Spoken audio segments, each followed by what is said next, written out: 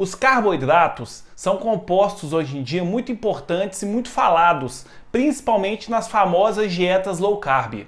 Então essa aula tem como objetivo falar para vocês o que é carboidrato, onde nós encontramos e quais as funções dele para o nosso corpo e para os outros organismos.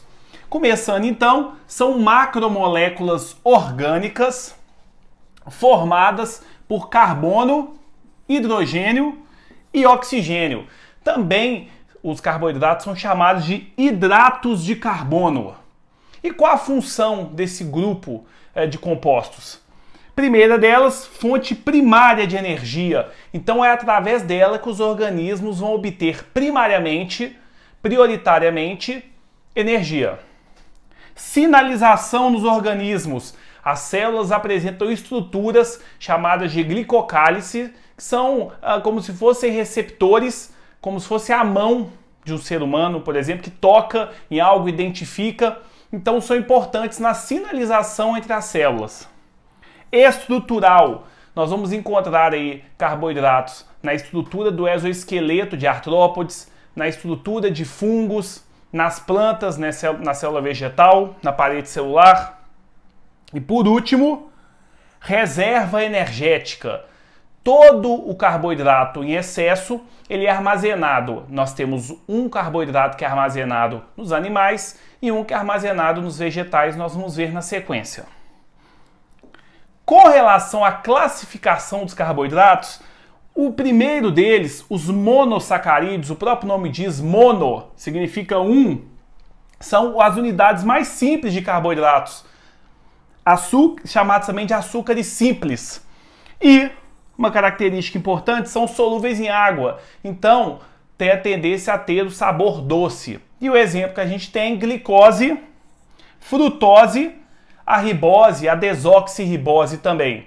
Esses dois primeiros aqui, equisoses. E esse aqui, uma pentose. O que significa isso? Esse aqui apresenta 6 carbonos e esse aqui apresenta 5 carbonos. Mas nós temos aí monossacarídeo de 3 carbonos até 7. Tá joia? Disacarídeos. O nome diz di é 2. Então é a junção de 2 monossacarídeos. E os principais que a gente tem é glicose mais glicose, dando a maltose, composto que o pessoal toma malto para ir para academia, como pré-treino, para dar energia. Glicose mais frutose, a sacarose.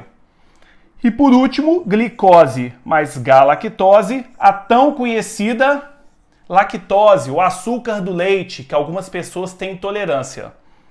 E por último, os polissacarídeos. Poli significa vários. Então, são formados pela junção de centenas, milhares de monossacarídeos. Então, são sequências. Eu tenho um monossacarídeo ligado a outro monossacarídeo, ligado a outro, e assim formando sequências muito longas. Como eu já falei, centenas a milhares de monossacarídeos. E aí nós temos exemplo de polissacarídeos que tem função estrutural, a celulose, que é a componente principal da parede celular, e temos a quitina aqui embaixo, proteção dos artrópodes. Temos também amido, que é uma reserva energética vegetal, e o glicogênio, reserva energética animal. Então, na nossa espécie, quando nós consumimos muita glicose, muito carboidrato, na verdade, e não utilizamos eles são armazenados no fígado e nos músculos na forma de glicogênio. Da mesma forma nos vegetais. Então, quando você come, por exemplo, um pão, você está ingerindo amido. O amido é uma reserva energética, ou seja, tem uma tendência de ter muitos monossacarídeos. Então, é um alimento extremamente calórico. Tá joia? Se você curtiu aí, compartilha com seus amigos. Aquele abraço, galera!